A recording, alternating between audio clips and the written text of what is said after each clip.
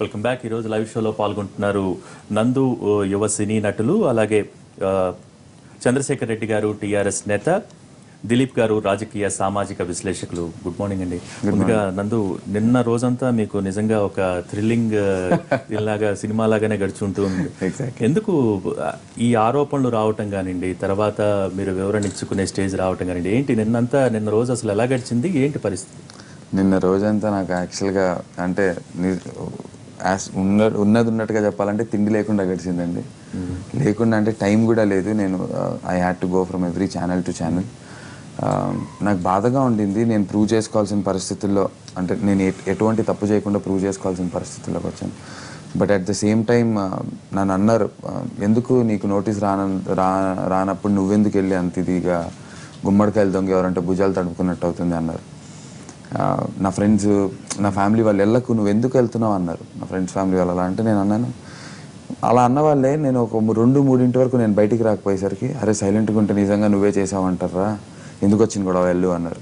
So అప్పుడు ఇంకా నేను సైలెంట్గా ఉన్నా తప్పే, సైలెంట్గా లేకపోయిన తప్పే. బట్ నా పైన ఒక ఆరోపణ వచ్చినప్పుడు, నేను తప్పు చేయనప్పుడు నేను వచ్చి పబ్లిక్కి చెప్పుకునే రెస్పాన్సిబిలిటీ యాజ్ అన్ యాక్టర్గా నాకుంది. నేను ఎటువంటి తప్పు చేయలేదు, నిజంగా నేను నాకు నోటీస్ రాలేదు సార్. నాకు ప్రాబ్లం ఏమైందంటే, నాకు నోటీస్ వచ్చింటే నేను వేరే యాక్టర్స్ లాగా బయటికి వచ్చి నాకు నోటీస్ వచ్చిందండి, నేను విచారణకి రెడీ అని చెప్పచ్చు. నాకు ఎటువంటి నోటీస్ పంపలేదు. సో ఇంకా నోటీస్ అనేది రాలేదు. సో అంచేత నేను వచ్చి నాకు నోటీస్ రాకుండా నా పేరు రావటం నాకు బాధగా ఉంది. దయచేసి నేను ఇందులో ఇన్వాల్వ్. కానీ 2-3 రోజుల క్రితం సినీ పెద్దలందరూ ఒక ప్రెస్ మీట్ పెట్టి ఎవరైతే frustrated second and third grade actors ఉన్నారో వాళ్ళు కానివ్వండి, లేకపోతే యువకులు ఎవరైతే ఉన్నారో సినీ రంగంలో, వీళ్ళందరూ కొంచెం మత్తుకి బానిసలు అవుతున్నారన్న మాట వాస్తవం అని చెప్పిన తర్వాత మీ యువకులందరి పేర్లు రావటం కొంచెం బలాన్ని చేకూర్చిందనేది అందరి వాదన. ఏమంటారు? అది ఫ్రస్ట్రేటెడ్ నటీనటుల గురించి ఉండదు సార్. నేను ఐఎమ్ వెరీ హ్యాపీ సెటిల్డ్. దాంతో పాటు యువ నటీనటులు అని కూడా చెప్పిన సందర్భం. యువ నటులు చాలా మంది ఉన్నాము. బట్ నా వరకు వస్తే నాకు రీసెంట్గా పెళ్లి చూపులు అనే సినిమాతో హిట్ వచ్చింది. నేను మంచి హిట్లో ఉన్నాను. 6 సినిమాలు సైన్ చేశాను. నాకు లైఫ్ ఎప్పటికంటే కూడా ఇప్పుడు చాలా మంచి, ఇంతకుముందు కెరీర్ కంటే ఇప్పుడు చూస్తే నేను చాలా నాకు వరుసగా విడుదలలు ఉన్నాయి ఆగస్ట్ నుంచి. నాకు I think after my wedding నాకు చాలా కలిసి వచ్చింది. నేను చాలా హ్యాపీ ఫేజ్లో ఉన్నా. అండ్ జనరలైజ్డ్గా ఫ్రస్ట్రేటెడ్ యువ నటీనటులో, లేదంటే ఫ్రస్ట్రేటెడ్, ఇప్పుడు యువ నటీనటులు ఫ్రస్ట్రేషన్లో ఉంటారు, బాగా హిట్లు వచ్చి ఫ్లాపుల్లో ఉన్న సీనియర్ వాళ్ళు కూడా ఉంటారు. అలా ఫ్రస్ట్రేషన్కి ఒకళ్ళని లేదు కదా సార్. సో అది జనరలైజ్డ్గా వాళ్ళు చెప్పింది వీళ్ళు అని కాదు, కొంతమంది ఉన్నారు అనేది వాళ్ళకు కూడా లిస్ట్ వెళ్ళింది కాబట్టి ఆ లిస్ట్కి సంబంధించిన కొంతమంది గురించి వాళ్ళు చెప్పడం జరిగింది. బట్ అందులో అయితే లేని వాళ్ళ పేర్లు కూడా రావటం, నోటీసులు ఇప్పుడు వాళ్ళు రేపట్లో ఒకవేళ నోటీస్ వచ్చింది అనుకోండి, నేను ఇంత అడిగేవాడిని కాదు, నేను కూడా వెళ్ళి విచారణకు వస్తానని చెప్పి చాలా సింపుల్గా ఉండేది. రాకుండా వచ్చినందుకే బాధ. అది ఎవరు కావాల్సి వచ్చి ఒక మీడియాలోనే ఏదో కావాల్సి వచ్చి నా మీద కక్ష పట్టి చేసే అంత స్థాయి నాకు ఇంకా లేదు. ప్రస్తుతం సినీ ఇండస్ట్రీలో యువకులదే, యువ నటీనటులదే హవా నడుస్తున్న ప్రస్తుత పరిస్థితులు మనం చూస్తున్నాం. అటువంటి సందర్భంలో అసలు ఏంటి సినీ ఇండస్ట్రీలో పరిస్థితులు ఏ విధంగా ఉన్నాయి? పబ్ కల్చర్కి కానివ్వండి, లేకపోతే పార్టీల కల్చర్కి బాగా అలవాటు పడిపోతున్నారు, కెరీర్ మీద దృష్టి పెట్టట్లేదు, ఇవన్నీ మనం వింటూనే ఉన్నాం. ఏంటి అసలు సినీ ఇండస్ట్రీలో పరిస్థితి ఎలా ఉంది? ఈ వస్తున్న వార్తలకి, జరుగుతున్న పరిణామాలు చూస్తూ ఉంటే కొంచెం బలం చేకూర్చినట్టే కనిపిస్తోంది కదా. అవును సార్, మీరు అన్నట్టు ఎంత అంటే ఒకటి ఏమైపోతుందంటే సార్, ఇప్పుడు హైదరాబాద్లో ఎన్నైతే ఈ క్లబ్లు పబ్స్ ఉన్నాయో, మన ఇండస్ట్రీలో ఉన్న ఆర్టిస్టులు అందరు కలిపి మహా అయితే 1000 మందో 2000 మందో ఉన్నారు అనుకుందాం. బాగా డబ్బులు ఖర్చు పెట్టే వాళ్ళు 500 మంది ఉన్నారు అనుకుందాం.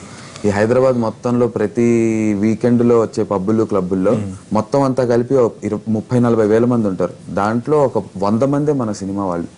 మిగతా 40,000 మంది పబ్బుల్లో ఉన్న ఒక్కొక్క దాంట్లో 1000 మంది 2000 మంది చూస్తే మిగతా అంతా బయట వాళ్ళే. వాళ్ళ గురించి ఎవరికి తెలీదు.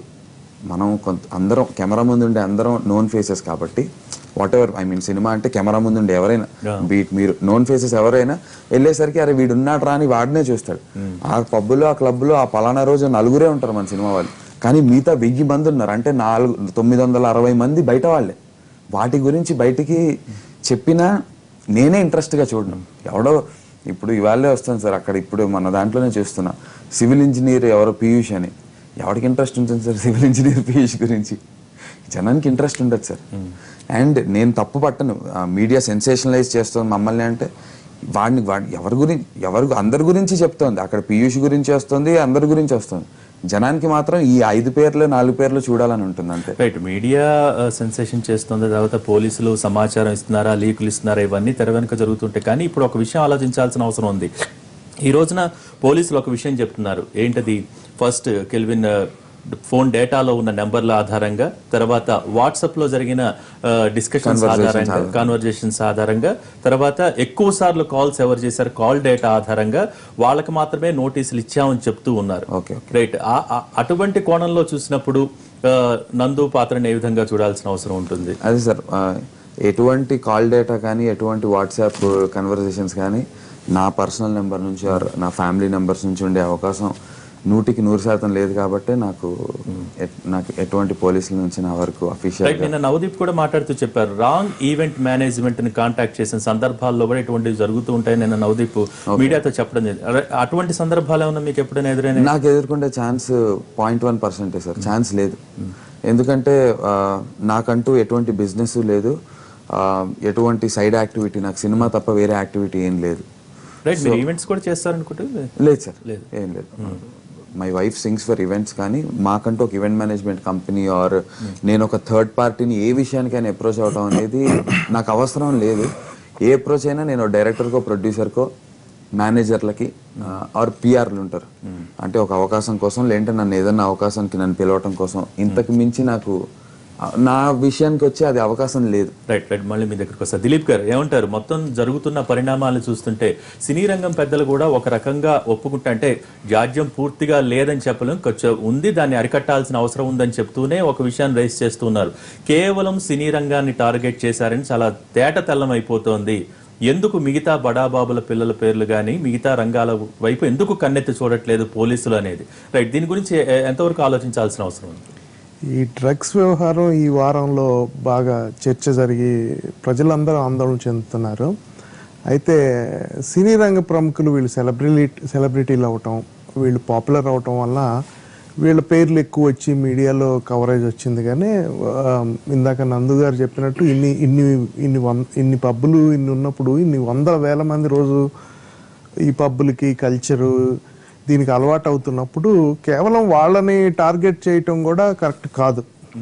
వాళ్ళు పాపులర్ అవటం, వాళ్ళలో ఇప్పుడు చెడు అనేది మంచి అనేది ప్రతి దాంట్లో ఉంటుంది. అలాగే సినీ రంగంలో కొంతమంది తీసుకొని ఉండొచ్చు, అంత మాత్రాన దాన్ని సినీ రంగం మొత్తానికి అట్రిబ్యూట్ చేయటం కూడా కరెక్ట్ కాదు.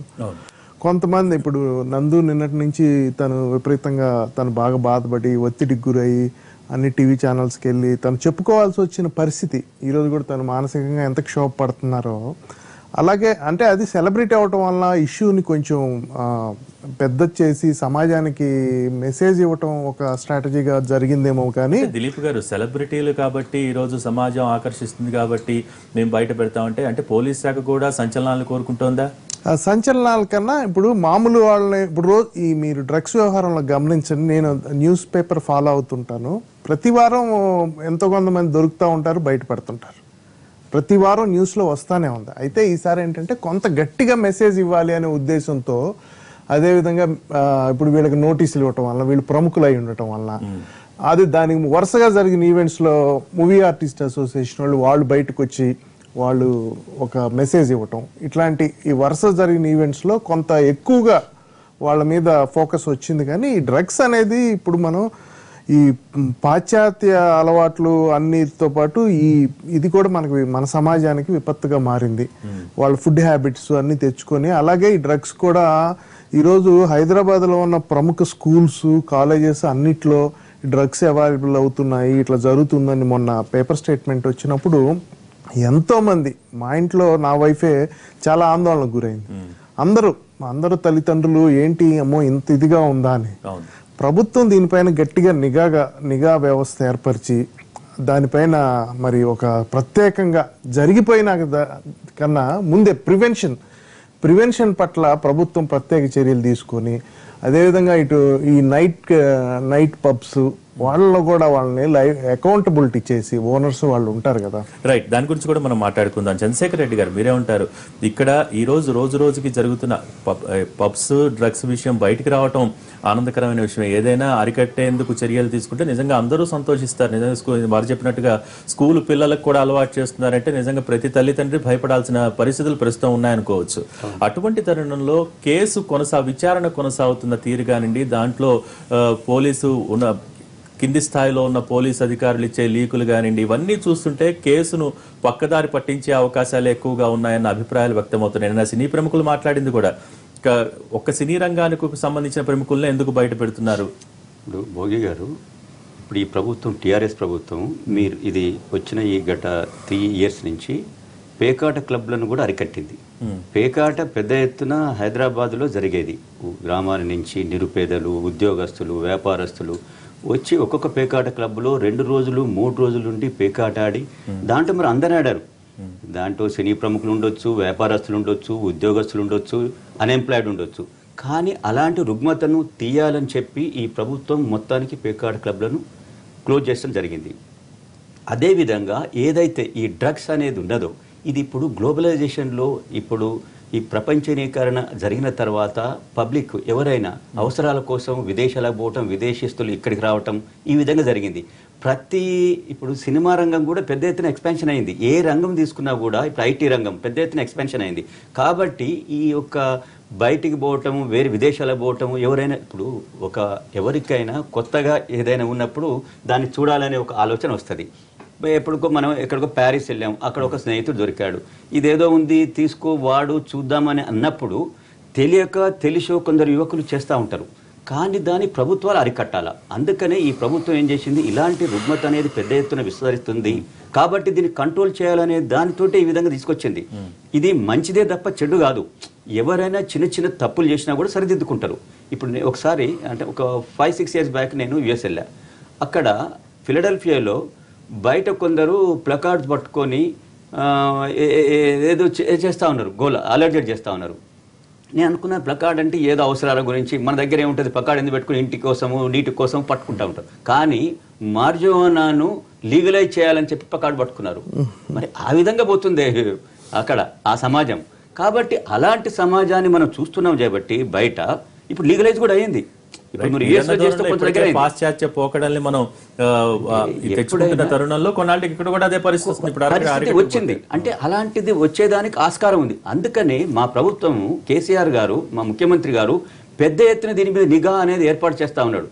మీరు చూడండి, వచ్చే కాలంలో ఏదైతే క్లబ్బులు, పబ్బులు, ఇంకా ఎవరైనా ఇలాంటి సరఫరా చేసేదారులను వాళ్ళందరినీ కూడా ఒక కంట కనిపెట్టి వాళ్ళని అరికడతారు. కానీ చంద్రశేఖర్ రెడ్డి గారు నిఘా పెడతామంటారు, అరికడతామంటారు, తర్వాత సబర్వాల్ స్టేట్మెంట్ ఇస్తారు, కేసీఆర్ చాలా గట్టిగా చెప్పారు, ఎంతటి వారినైనా వదలొద్దని చెప్పారు, ఇవన్నీ చెప్తూనే ఉంటారు. సబర్వాల్కి లీవ్ ఇస్తారు విచారణ జరిగేటప్పుడు. ఏ విధంగా చూడాల్సిన అవసరం ఉందండి? ఒక సిన్సియర్ గా పోలీస్ ఆఫీసర్ నిజంగా భయపడే పరిస్థితి తీసుకొచ్చినప్పుడు, కేసు అత్యంత కీలక దశలో ఉన్నప్పుడు, విచారణ జరుగుతున్నప్పుడు సబర్వాల్ 10 రోజులు లీవ్ మీద వెళ్తున్నారంటే ఏమని అర్థం చేసుకోవాలి? టీవీ చూస్తున్న సామాన్య ప్రేక్షకుడు కానీ జనం కానీ ఏమర్థం చేసుకోవాలి? మోదీ గారు ఇప్పుడు ఈ ప్రభుత్వాన్ని నడిపించేది కేసీఆర్ గారు. కేసీఆర్ గారు దృఢ సంకల్పంలో సబర్వాల్ అలాంటి వాళ్ళు ఎంతో మంది అఫీషియల్స్ ఉన్నారు. గట్టిగా పనిచేసేటోళ్ళు, ఏదైతే పని ఒప్పజెప్పిన దాన్ని గట్టిగా అనుకున్న దాన్ని సాధించేదానికి చాలా మంది ఉన్నారు. ఆయనకి ఏదో అవసరానికి ఆయన ఎప్పుడో లాస్ట్ మంతే ఆయన లీవ్కి అప్లై చేశారు.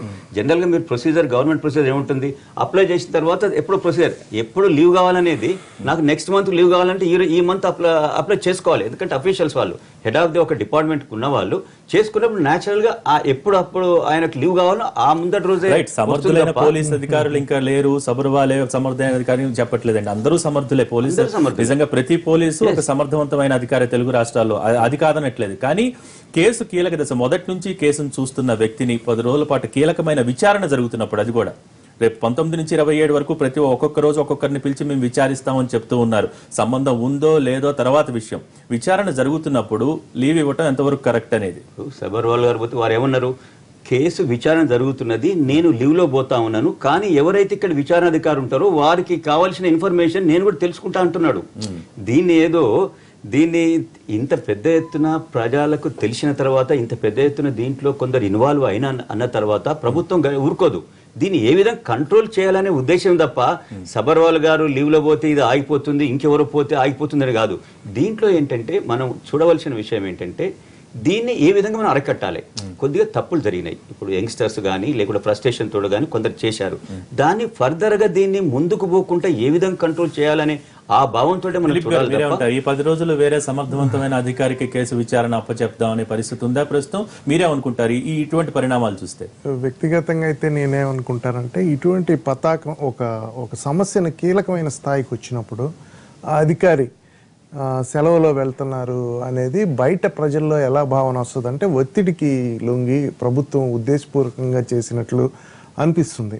అందులో సబర్వాల్ లాంటి వారు సమర్థవంతమైన అధికారి ఈ విషయాన్ని బాగా పెద్ద చేసి లోతుగా పరిశోధన జరుపుతున్నారు అనే ఒక భావన ప్రజల్లో ఉన్న ఈ ఎందుకంటే గత వారం రోజులుగా ప్రజల్లో పెద్ద ఎత్తున ఈ డ్రగ్స్ వ్యవహారంపై చర్చ జరుగుతుంది, ఆందోళన జరుగుతుంది. అసలు దీనికి మూలాలు ఎక్కడ ఉన్నాయి, అసలు ఎందుకు జరుగుతుంది, దీన్ని ఎలా అరికట్టాలనేది విస్తృతంగా సమాజంలో ప్రతి ఇంట్లో చర్చ జరుగుతుంది. చాలా చోట్ల దీని గురించి వింటా ఉన్నాను. ఇటువంటి పరిస్థితుల్లో దాన్ని సమర్థవంతంగా హ్యాండిల్ చేసి తీవ్రంగా ప్రయత్నిస్తున్న ఒక అధికారి, మరి అది నిజమే అయి ఉండొచ్చు ఖచ్చితంగా. అన్నగారు శేఖర్ రెడ్డి గారు చెప్పినట్టు అది నిజమే అయి ఉండొచ్చు. వారు ఎప్పుడో లీవ్ పెట్టుకొని ఉండొచ్చు. ఆయన వివరణ కూడా అదే, 2 నెలల క్రితం మా మదర్ చనిపోతే నేను సెలవు పెట్టాను అనేది. అయితే అది నిజమై ఉండొచ్చు, కానీ ఇటువంటి కీలకమైన పరిస్థితుల్లో వారిని లీవ్ పైన పంపటం అనేది కొంత అభ్యంతరకరమైంది, ప్రజల్లో కొంత అనుమానాలకి తావిస్తుంది. అది నా వ్యక్తిగత అభిప్రాయం.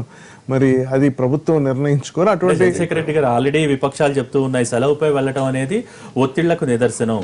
ఇది ఒత్తిళ్లు ఉన్నాయని చెప్పడానికి ఒక సరైన ప్రత్యక్ష నిదర్శనం అని చెప్తూ ఉన్నారు. విపక్షాలు చెప్తున్నాయి, కానీ విపక్షాలు ఇలాంటి దానిపై ఎప్పుడైనా దృష్టి సాధించారండి? మనం చూస్తున్న ఈ రోజు ఈ ప్రభుత్వం కల్తీ మీద పెద్ద ఎత్తున దాడులు చేస్తుంది. ఎప్పుడైనా అంతకుముందు మనం కల్తీ అనేది మనం ఎప్పుడైనా విన్నామా? ఈ రోజు ఎక్కడెక్కడైతే కల్తీ ఉందో కల్తీ అరికట్టేదానికి పెద్ద ఎత్తున దాడులు జరుగుతున్నాయి. కల్తీని అరికట్టేదానికి మీరు చూడండి, ఈ ప్రభుత్వము సీఎం కేసీఆర్ గారు ఒక దాని మీద దృష్టి పెట్టినప్పుడు దాన్ని తుది దాకా కూడా దాన్ని కంప్లీట్ చేసేదానికి కూడా ఆయన నిద్రపోడు. ఈ రోజు హరితారం తీసుకున్నా కూడా, ఏ కార్యక్రమం తీసుకున్నా కూడా. కాబట్టి ఇక్కడ వాళ్ళు దేని అప్రిషియేట్ దేని చేయాలా? ఎట్లాస్ట్ ఈ ప్రభుత్వము ఇలాంటి డ్రగ్స్ ను బయట పెట్టింది, కంట్రోల్ చేసే దిశగా చేస్తుందని చెప్పనాలి. కానీ దీనికేదో ఇంకా అడ్డం వాళ్ళు అనే మాటలు ఏంటంటే ఆపుకునే దానికే వాళ్ళు అడ్డుపడుతున్నారు తప్ప నిజంగా దీన్ని కంప్లీట్ చేసేదానికి, అంటే దీని యొక్క మన సొసైటీ నుంచి తీసేసేదానికి దిశగా వాళ్ళు సూచన చేస్తలేదు. మీరే ఉంటారు మొత్తం మీద ఈ పరిణామాలు చూస్తుంటే కొంతమందికి నోటీసులు వెళ్ళటం కానివ్వండి, లేకపోతే మీరు అన్నట్టుగా ఇందాక మిగతా రంగాల వారిని ఎవరిని పట్టించుకోవట్లేదు, ఈ కేసు విషయంలో ఎవరికి నోటీసులు అందట్లేదన్న అంశాన్ని ఒక బేస్ లైన్ గా తీసుకుంటే ఏమనిపిస్తోంది? ఇక్కడ అధికారి లీవ్ వెళ్తూ ఉండటం కానివ్వండి, ఇవన్నీ ఆలోచిస్తే మీకేమనిపిస్తోంది? వెరీ ఫ్రాంక్లీ అన్న, నాకు ప్రస్తుతం నేనున్న స్టేట్ ఆఫ్ మైండ్కి నాకు ప్రపంచం గురించి కానీ, లోక కళ్యాణం గురించి కానీ, ఆర్ ప్రభుత్వం ఎలా పనిచేస్తుంది, సినీ ఇండస్ట్రీ ఎలా అనేది వదిలేస్తే నేను కానీ బాధ్యత గల పౌరుడిగా అన్ని పట్టించుకోవాల్సిన అవసరం కూడా ఉంటుంది కదా నందు? 100% ఉంది. ఎందుకంటే సినిమా ఇండస్ట్రీలో ఇంత జరుగుతోందన్నప్పుడు నాకు తెలియదు, అసలు డ్రగ్స్ ఉన్నాయని తెలియదు అని చెప్పడం ఎవరు నమ్మే పరిస్థితి లేదు ప్రస్తుతానికి. మీరు చెప్పిన నమ్మని వాళ్ళది ఎవరి ఉద్దేశం వాళ్ళది, మనం దాని గురించి ఏం చేయలేము. కానీ నేను చెప్పేది ఏంటంటే, బాధ్యత గల పౌరుడిగా నేను సొసైటీని పట్టించుకోవాలంటే, బాధ్యత గల పౌరుడిగా నన్ను నేను ముందు పట్టించుకుని నా స్టేట్ ఆఫ్ మైండ్ రైట్ సెట్లో నేను ఒక బాధ్యత గల పౌరుడిగా ఏ రోజు డ్రగ్స్ చేయలేదు, ఎట్టి పరిస్థితుల్లో ఏ రోజు డ్రంక్ అండ్ డ్రైవ్, ఏ రోజు సీట్ బెల్ట్ లేకుండా, ఏ రోజు సిగ్నల్ క్రాస్ చేసి ఎనీ ఇల్లీగల్ యాక్టివిటీకి పాల్గొనేటువంటి పౌరుడిని కాదు. యాజ్ అ రెస్పాన్సిబుల్ సిటిజన్ నాది అది. బాధ్యత గల పౌరుడిగా ఎక్కడైనా ఏదైనా సోషల్ సర్వీస్ ఉంటే చేస్తాను, ఎవరికైనా ఎక్కడైనా ఆదుకోవాల్సి వచ్చిన రోజు డబ్బుల పరంగా ఏదైనా చేయగలిగితే చేశాను, ఆర్ సోషల్ సర్వీస్ అనాథాశ్రమాలకి వెళ్ళి ఏదైనా చేయగలిగిన రోజుల్లో చేశాను. నా పుట్టినరోజులకు మీడియా కూడా వచ్చింది, చాలా చేశాను. బాధ్యత గల పౌరుడిగా అవన్నీ చేయగలిగాను. కానీ ఇలా బాధ్యత గల పౌరుడిగా ఉంటున్నా నాకే ఇలాంటి వాళ్ళు ఏం చేయాలి, అవగాహన బయట ప్రపంచం చెప్పాలి. యువకులలో కూడా ఏంటంటే ఇలాంటిది మీరు చేయొద్దు, ఇలాంటివి చేస్తే మీ జీవితాలు నాశనం అవుతుంది, మీ యొక్క క్యారియర్ అనేది ఆగిపోతుంది అనేది చెప్పాలా. Right, ఆ బాధ్యత ఉంటుంది. ఒక ఆ బాధ్యత అనేది న్యాచురల్ గా ఎవరైతే సెలబ్రిటీలు ఉన్నారో ఆ పని చేస్తే సమాజం కూడా హర్షిస్తుంది. కానీ నందు, సినిమా ఇండస్ట్రీ గురించి మాట్లాడుకుంటే మళ్ళీ మనం సినిమా ఇండస్ట్రీ గురించి మాట్లాడుకుందాం, ఇండస్ట్రీలో వ్యక్తుల గురించి మాట్లాడుకుందాం. సాధారణంగా బాడీ ఫిట్నెస్ కి సంబంధించి ఎక్సర్సైజ్ కసరత్తు చేసేటప్పుడు వచ్చే నొప్పులను తట్టుకోవటానికి చాలా చిన్న మోతాదులో డ్రగ్స్ వాడుతూ ఉంటారని కూడా చెప్తూ ఉంటారు. అనేక కథనాలు కూడా వస్తున్నాయి. దాన్ని ఇదిగా తీసుకుని డ్రగ్స్ అలవాటు చేసేందుకు కొన్ని ముఠాలు సినీ పరిశ్రమకు డ్రగ్స్ అలవాటు చేస్తున్న, సినీ పరిశ్రమలోని వ్యక్తులకు డ్రగ్స్ అలవాటు చేస్తున్నారు అని చెప్పి కూడా కథనాలు వస్తున్నాయి. నిజంగా ఎంతవరకు వాస్తవం ఉంది? బాడీ ఫిట్నెస్ కసరత్తులో నిజంగా డ్రగ్స్ వాడే పరిస్థితి ఉందా? యాక్చువల్ గా బాడీ ఫిట్నెస్ కి వచ్చే నొప్పుల కోసం వాడతారనేది నేను ఇప్పుడే వింటున్నాను. కానీ బట్ నొప్పుల కోసం అనేది ఎగ్జాక్ట్లీ ఈ ఎక్కువ కండలు బాగా వచ్చేయడానికి ఆర్ అంటే మన బాడీ ఫ్యాట్ పర్సంటేజ్ మనం వ్యాయామం ఎంత చేసినా ఒక లెవెల్ వరకు వస్తుంది. అంతకు మించి చేయాలంటే కనుక రకరకాల మెడిసిన్ సజెస్ట్ చేస్తారంటారు. అది చాలా డేంజరస్ అని కూడా మనకి అన్నిటి కథనాల్లో వింటున్నాం.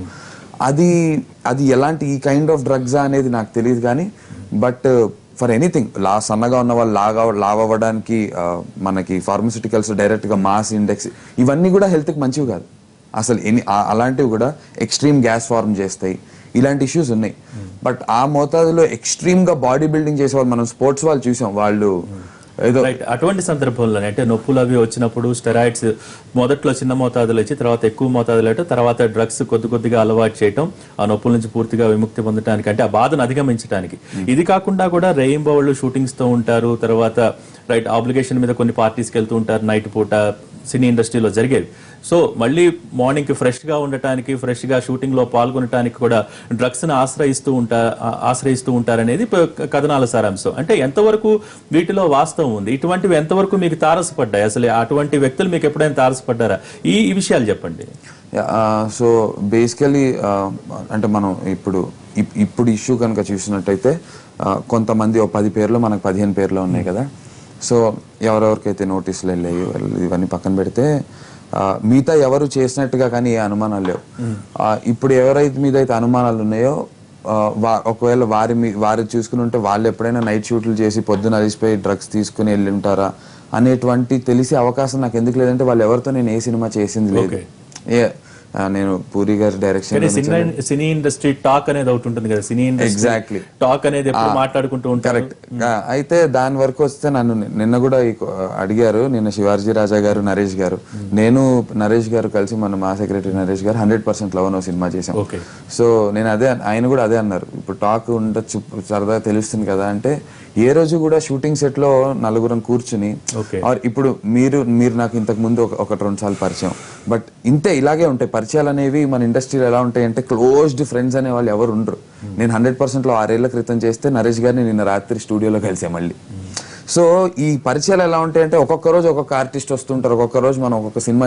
ఇది మనం ఒక సాఫ్ట్వేర్ ఆఫీస్ లో ఒక డెస్క్ లో కూర్చుని చుట్టూ ఆ 100 మందితోనే ఉంటాం లేదు, ప్రతిరోజు ఒక్కొక్క యూనిట్ దగ్గరికి వెళ్తూ ఉంటాం ఆర్టిస్ట్ లో. సో అందరూ ఫ్రెండ్స్ ఎవరు ఫ్రెండ్స్ కదా, అలా ఉంటుంది. సో అంచేత ఎవరితో కూడా అంత ఓపెన్ గా సరే ఏమంటావు వాడేమంటావు వీడేమంటాడు అని చెప్పడానికి చాలా భయంగా ఉంటారు. సో ఎవరు కూడా ఇలాంటి పర్సనల్ విషయాల్ని ఎట్టి పరిస్థితుల్లోనూ షేర్ చేసుకోరు ఒకవేళ ఉన్నా. ఎందుకంటే ఈరోజు నేను ఇవాళ ఇక్కడ ఉన్నానన్నా, నాకు ఇప్పుడు షూటింగ్కి వెళ్తున్నా మన దీని తర్వాత, మీకు నాకు మధ్య ఏదైనా ఒక సీక్రెట్ కన్వర్సేషన్ జరిగితే ఆ సెట్కి వెళ్ళి నందు ఏం మాట్లాడతాడు అన్న భయంతో మీరు చెప్పరు, నేను ఓపెన్ అవ్వ. మన ఇండస్ట్రీకి ఉన్నటువంటి గుడ్డు బ్యాడ్ రెండు అదే. రోజు ఒకటే మందితో పనిచేయం, రోజుకి ఇవాళ యూనిట్ లో ఒక 100 మంది కొత్త వాళ్ళు ఉంటే రేపు వేరే లైట్ మెన్లు ఉంటారు, వేరే యూనిట్ వాళ్ళు ఉంటారు.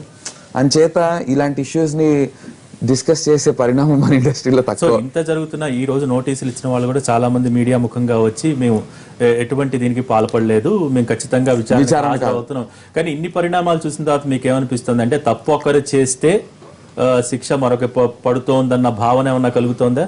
ఎందుకంటే సినీ ఇండస్ట్రీలు నొక్కి ఒక్కాడించారు ఖచ్చితంగా ఈ జాడ్యం అనేది బేస్ లైన్ లో ఖచ్చితంగా ఉంది అని.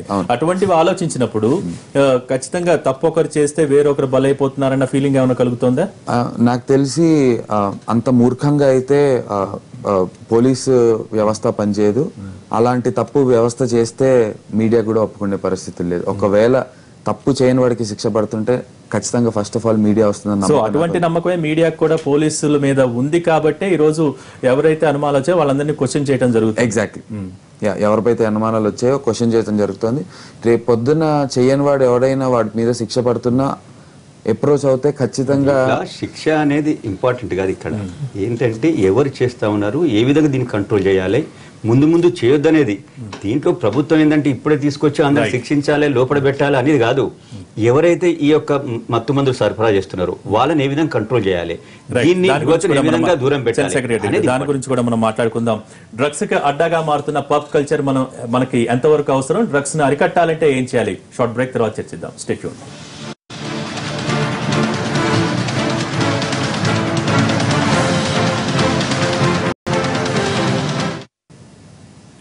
Welcome back. చంద్రశేఖర్ రెడ్డి గారు, ప్రస్తుతం ఉన్న పరిణామాలను చూస్తుంటే డ్రగ్ కల్చర్ ఏ విధంగా పబ్స్లో పాతుకుపోయిందో మనం చూస్తున్నాం. ఏంటి మనకి ఎంతవరకు ఈ పబ్ కల్చర్ అని విశ్వనగరం అంటూ ఉన్నారు, విశ్వనగరం యొక్క వీటినన్నింటినీ తీసుకువస్తున్నారు, అభివృద్ధినంతా తీసుకొస్తామని చెప్తూ ఉన్నారు. కానీ ఏదైతే నెగిటివ్ పవర్ ఏదో ఉందో అదైతే ఎక్కువగా వస్తుందని మాత్రం అర్థమవుతోంది. అట్లా లేదండి అన్నది.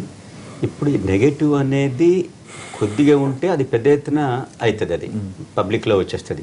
మంచి అనేది ఎంత ఉన్నా కూడా పబ్లిక్ తొందరగా తెలియదు అంతే తప్ప. ఎందుకంటే విశ్వనగరం అన్నప్పుడు ఇప్పుడు గ్లోబల్ సిటీ హైదరాబాద్ అనేది చిన్నగానే ఉంటుందండి, వ్యవస్థనంతా నాశనం. అందుకని గ్లోబల్ సిటీ అనేది కావాలని మనం అనుకుంటాం కదా. ఇప్పుడు ఇప్పుడు హైదరాబాద్కు వివిధ దేశాల అందరూ జాబ్ కోసము, వ్యాపారం కోసం అందరు వస్తూ ఉన్నారు. మన వాళ్ళు కూడా, ప్రతి వాళ్ళు కూడా విదేశాలకు పోతా ఉన్నారు.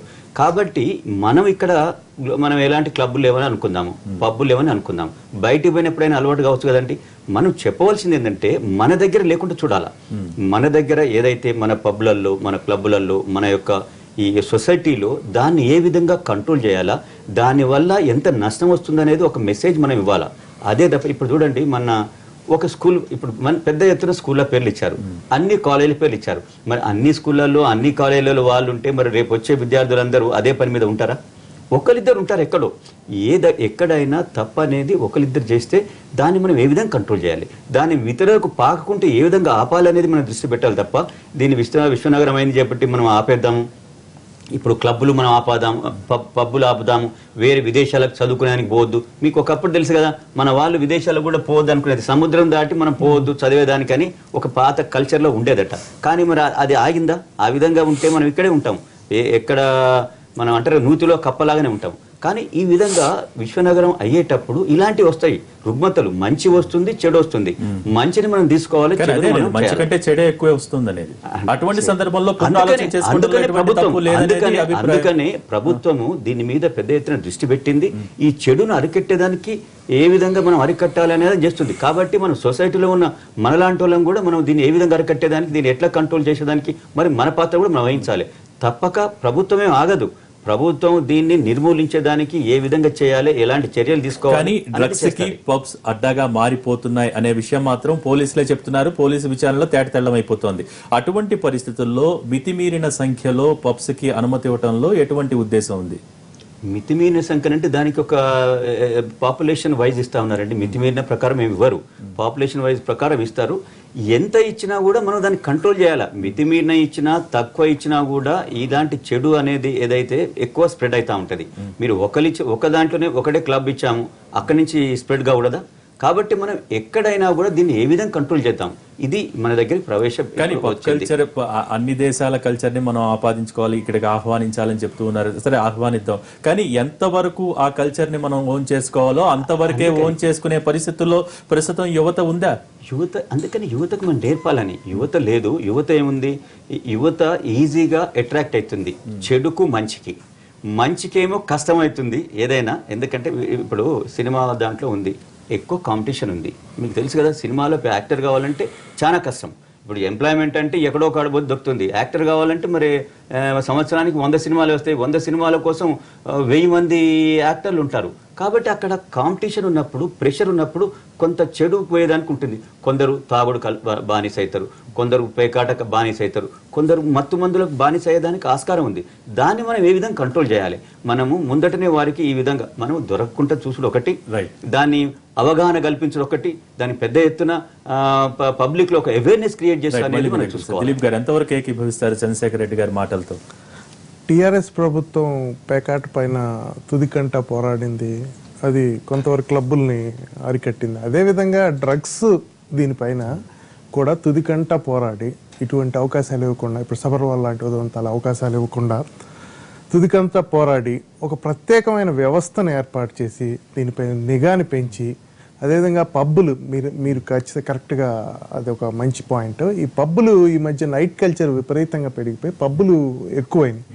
అయితే పబ్బులు ఇవ్వటం ఎన్ని ఇస్తారు ఆ అంశాన్ని పక్కన పెడితే, పబ్బు యాజమాన్యాలు వారిని అకౌంటబుల్ చేయటం, అక్కడ నిఘా పెంచటం, అదేవిధంగా ప్రజల్లో సామాజిక చైతన్యం తీసుకురావటం, ప్రతి ఇప్పుడు పెద్ద పెద్ద స్కూల్స్ కాలేజీ దగ్గర నిఘా పెంచటం, ప్రత్యేకంగా సినీ పరిశ్రమ ముందుకొచ్చి ఈరోజు సినీ పరిశ్రమ పైన ఈ నింద లేదు కొంత ఈరోజు ఇష్యూలో సినీ పరిశ్రమ హైదరాబాద్ లో సినీ పరిశ్రమ ఎక్కడ కేంద్రీకృతమై ఉందో జరుగుతుంది. కాబట్టి సినీ పరిశ్రమ స్వచ్ఛందంగా ముందుకొచ్చి ఒక సామాజిక ఉద్యమంగా తీసుకొని సినిమాల్లో కానీ లేకపోతే బయట కానీ ఒక మెసేజ్ సమాజంలో చైతన్యం తీసుకొచ్చి ఇది మంచిది కాదు, ఇది మన కల్చర్ కాదు, దీనివల్ల ఇట్లా ఆరోగ్యం పాడవుతుంది, లేకపోతే దీనివల్ల కుటుంబాలు ఛిద్రం అవుతాయి అనే మెసేజ్ తీసుకొచ్చి తీసుకురావాల్సిన అవసరం ఉంది. తీసుకురావడం అట్లా చేయడం వలన వాళ్ళ పైన పడ్డ బాధ్యత కూడా ఉంది, వాళ్ళ పైన పడ్డ నిందను కూడా తొలగించుకోవడానికి అవకాశం ఉంది. అదేవిధంగా ప్రత్యేకమైన చర్యలు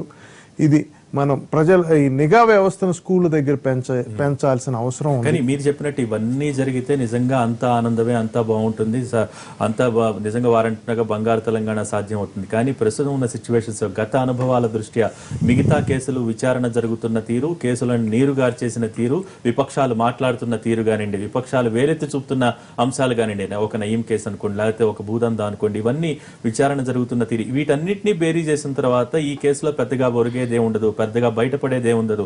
రేపు ఒక నెల గడిచిన తర్వాత అంతా ఎక్కడికక్కడ సర్దేస్తారని విపక్షాలు ఏవైతే మాట్లాడుతున్నాయో వాటన్నిటికీ ఎంతవరకు ఆస్కారం ఉండే అవకాశం ఉందనేదే ఇక్కడ టాపిక్.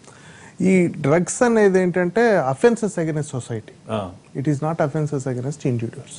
ఇప్పుడు మనం చాలా దేశాల్లో, సింగపూర్ లేకపోతే దుబాయ్ లేకపోతే చాలా పాశ్చాత్య దేశాల్లో ఎయిర్పోర్ట్స్లో కూడా చాలా పెద్ద ఎత్తున డ్రగ్స్ పెద్దది మరణశిక్షణ దాకా విధించే అవకాశం ఉంది. అంటే చట్టాలను కఠినం చేయటం, అదేవిధంగా మీరు అన్నట్టు న్యాయం సత్వరంగా దీనికోసం ప్రత్యేకమైన కోర్టులు పెట్టి తొందరగా శిక్షించి అమాయకులు ఉంటే వాళ్ళు వదిలేసి ఇట్లాంటివి చేయాల్సిన అవసరం ఖచ్చితంగా ఉంది. మీరు అన్నట్టు విచారణ నిర్వీర్యం అవటం ఇండియాలో పెద్ద ఛాలెంజ్.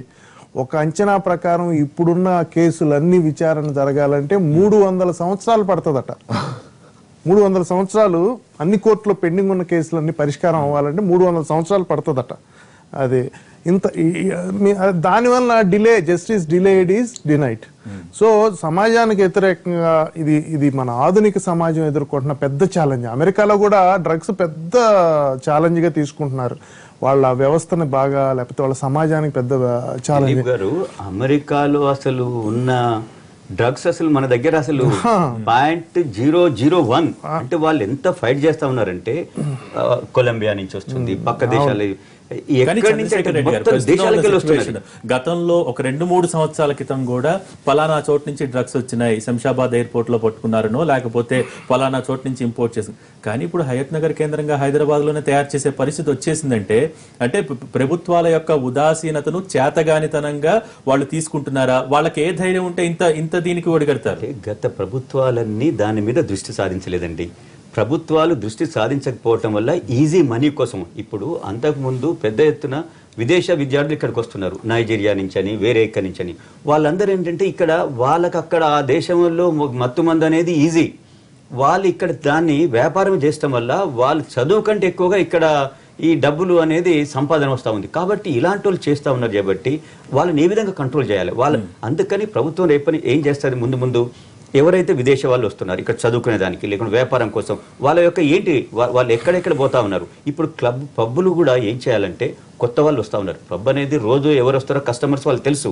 కొత్త కస్టమర్ వచ్చినప్పుడు ఏంటి ఆయన యొక్క యాంటిసిడెంట్స్ ఏంటి, అతను ఎక్కడి నుంచి వచ్చాడు, ఎవరితో కలుస్తా ఉన్నాడు అనేది ఒక నిఘా అనేది పెడితే బాగుంటుంది. ఎందుకంటే దిలీప్ గారు అన్నారు కదా, ఇప్పుడు అలాంటి నిఘా కూడా వారికి బాధ్యత ఉండాలా.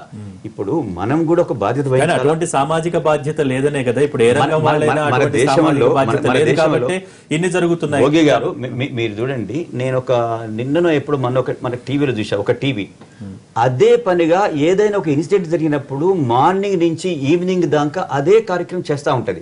దాని తర్వాత ఆ యొక్క ఇష్యూను మళ్ళీ పబ్లిక్ తీసుకుపోదు. మనం ఏం చేయాలి, ఈ రోజు ఈ ఇష్యూ గురించి మనం మాట్లాడుతూ ఉన్నాం. ఈ ఇష్యూ గురించి మనం అవగాహన ప్రజలలో ఏ విధంగా తీసుకెళ్లాలి, దీనివల్ల చెడు అని ఏ విధంగా ఉంది, మనం దూరంగా ఎట్లా ఉండాలి, కాలేజ్ విద్యార్థులు ఏ విధంగా చెడిపోతారు, ఒకసారి దాని యొక్క ప్రభుత్వాలు ఇనిషియేట్ చేసినప్పుడు దాన్ని ప్రసారం చేయకుండా మీడియా అయితే ఉండదు. ప్రభుత్వం ఇంత పెద్ద ఎత్తున దీన్ని చేసేది. ఇప్పుడు ప్రభుత్వం చేయబట్టి బయటకు వచ్చింది కదండి. ఇంతకుముందు మీడియా చేయలేదు, ఇండివిజువల్ ఎవరు చేయలేదు. ప్రభుత్వమే ఇది ఎక్కడ దాకా పోతుందని చెప్పి కాలేజీల పేర్లు, స్కూళ్ళ పేర్లు, ఈ యొక్క సినిమా రంగము, పెద్దలు అందరి పేర్లు తీసుకొచ్చాది. కాబట్టి ఇప్పుడైనా మీరందరూ కంట్రోల్గా ఉండండి. మీ విధంగా ఇది చెడు అనేది మీ దాంట్లో వ్యాపిస్తుంది అనేది ప్రభుత్వం చెప్పింది. ప్రభుత్వం చెప్పింది చేయబట్టి దీన్ని ప్రభుత్వం చెప్పింది అరికడుతుంది. అది మనం గ్రహించాలి. నందు మీరేమంటారు ఫైనల్ గా? అంటే మొత్తం జరుగుతున్న సిచ్యువేషన్స్ కి సంబంధించి మాట్లాడుకుంటే హైదరాబాద్ లో పబ్ కల్చర్ గానీ ఓవరాల్ గా ఒక సినీ నటుగా కాకపోయినా ఒక సిటిజన్ గా ఏంటి ప్రస్తుత పరిణామాలని అరికట్టాలంటే, అంటే ఈ కల్చర్ ని అరికట్టాలంటే మీ ఒక యువకుడి ఆలోచనలకు ప్రతిరూపంగా మీరేమంటారు? సో పెద్ద లెవెల్లో నేను చెప్పలేను కానీ అన్న, నాకు తెలిసినంత వరకు మనం సినిమాకి వెళ్తే సినిమాకి ముందు ఇప్పుడు సిగరెట్లు కాలిస్తే వచ్చేటువంటివి కొన్ని చాలా భయంకరమైనటువంటి విజువల్స్తో మనకు చూపిస్తున్నారు. అది చూసి ఎంతమంది మానేశారో నాకు తెలుసు. సిగరెట్లు కాల్చే వాళ్ళు కేవలం ఎందుకంటే అన్న అది చూస్తే చాలా భయానికి, అండ్ సోషల్ మీడియా వచ్చాక ప్రతిరోజు దీనివల్ల ఈ ఎఫెక్ట్ అనేది కొంత మనం గుడ్ మెసేజ్ ఇస్తే కనుక సినిమాల ద్వారా ఎందుకంటే సినిమాకి ప్రతి వారం అందరు చూడడానికి వెళ్తారు, చచ్చినట్టు చూడాల్సి వస్తుంది. అందరు వెళ్ళి కూర్చున్న తర్వాత టైం షో వేసాక అక్కడ చచ్చినట్టు చూడాలి. అది చూసి ఒక రోజు కాదు, 2 రోజులు కాదు, 10 రోజులకైనా మారుతాం. సో పొగ తాగటం, మద్యం సేవించడం ఆరోగ్యానికి హానికరం అని ఎంత దారుణంగా చూపిస్తున్నారు. డ్రగ్స్ సేవించటం, దీనివల్ల ఉండే పరిణామాలు పోలీసులు ఎంత సీరియస్. సినీ పెద్దలు కూడా దాని గురించి స్టేట్మెంట్ కూడా చేసినట్టు ఉంది. అంటే ఖచ్చితంగా వెలివేయాలా దాంట్లో నుంచి, పరిశ్రమ నుంచి అనేది దానికి వచ్చింది. ఇప్పుడు మనము సినిమాలోకి ఎందుకు వస్తున్నారు? పేరు కోసము, ఖ్యాతి, మనీ, అన్నిటి కోసం వస్తున్నారు. మీరు దీనివల్ల ఆ యొక్క పరిశ్రమకే నష్టం జరుగుతుందంటే అలాంటి వాళ్ళు పరిశ్రమలో ఉండొద్దు. ఇప్పటికీ యాంటీ నార్కోటిక్స్ విభాగాన్ని ఇంకా పటిష్టం చేయట్లేదు. 2-3 ఏళ్ల క్రితమే చేస్తుంటే బాగుండేదన్న అభిప్రాయం వినిపిస్తోంది చంద్రశేఖర్ రెడ్డి గారు. అంటే ఇప్పుడు ఈ ప్రభుత్వం వచ్చి, టీఆర్ఎస్ ప్రభుత్వం వచ్చి 3 ఏళ్ళు అయింది. 3 ఏళ్లలో ఏ ఇంపార్టెంట్ 3 ఏళ్ల కాలం కొంతమంది ఫీల్ తప్పక, అంటే 3 ఏళ్ళు అనేది ఈ 3 ఏళ్లలో మొత్తం ఏదో అవుతుంది అనుకోవద్దు. కానీ దీన్ని మొదలు పెట్టారు. ఈ యొక్క ఇన్నేళ్ల నుంచి ఉన్న దాన్ని ఇప్పుడు దీని దృష్టి సాధించారు. కాబట్టి తప్పక దీని మీద ఈ ప్రభుత్వం ఉక్కు పాదం పోజేస్తుందండి. ఆశ సజీవంగా ఉందనుకోవచ్చు. ఇక విపక్షాలు చేస్తున్న విమర్శలనే మనం నమ్మాల్సిన పరిస్థితి వస్తుందా? మీ అభిప్రాయం ఏంటి? టీఆర్ఎస్ ప్రభుత్వం 3 ఏళ్ళు అనేది సఫిషియంట్ టైమేనండి. అప్పటికీ సమర్థవంతంగానే పనిచేస్తున్నారు, ఇవన్నీ జరుగుతున్నాయి. కానీ ప్రభుత్వం, సినీ పరిశ్రమ, పోలీసు వ్యవస్థ, ఈ వీళ్ళందరూ కలిసి ఒక సామాజిక చైతన్యం, ఇందా నందు చెప్పినట్లు సినీ పరిశ్రమ ప్రత్యేకంగా ఈరోజు దాన్ని తన భుజస్కంధాల మీద వేసుకుని, ఎందుకంటే సినీ పరిశ్రమకి రీచ్ ఎక్కువ, తొందరగా ప్రజలకు రీచ్ అవుతారు, వాళ్ళ పట్ల ప్రజలు ఆరాధన పూర్వకంగా చూస్తుంటారు. వాళ్ళు మంచి మెసేజ్ తో ఒక ఉద్యమం లాగా దీన్ని, ఇప్పుడు తెలంగాణలో హరితహారం మొక్కలు ఎలా చేస్తున్నారో అంతే తీవ్రతతో సామాజిక చైతన్యంగా ఉద్యమం లాగా చేయాల్సిన అవసరం ఉంది. ఒకటి, ఇంతకు ముందు ఆడపిల్లల మీద వివక్ష ఉండే మన ఏరియాలో. నేను ఒక పెద్ద ప్రముఖమైన ఒక యాక్టర్ తీసుకెళ్లి ఆడపిల్లలను వివక్ష చూపొద్దని చెప్పించాను. ఆయన వచ్చారు కూడా. అంటే తను ప్రభుత్వాల బాధ్యత ఎంత ఉన్నా కూడా కానీ ప్రతి పౌరుడికి సామాజిక బాధ్యత ఉండాల్సిన అవసరం అయితే ఉంది. థ్యాంక్ యూ వెరీ మచ్ అండి ఈ రోజు లైవ్ షోలో పాల్గొన్నందుకు. Thank you so much. ఇది ఈనాటి లైవ్ షో. Stay tuned.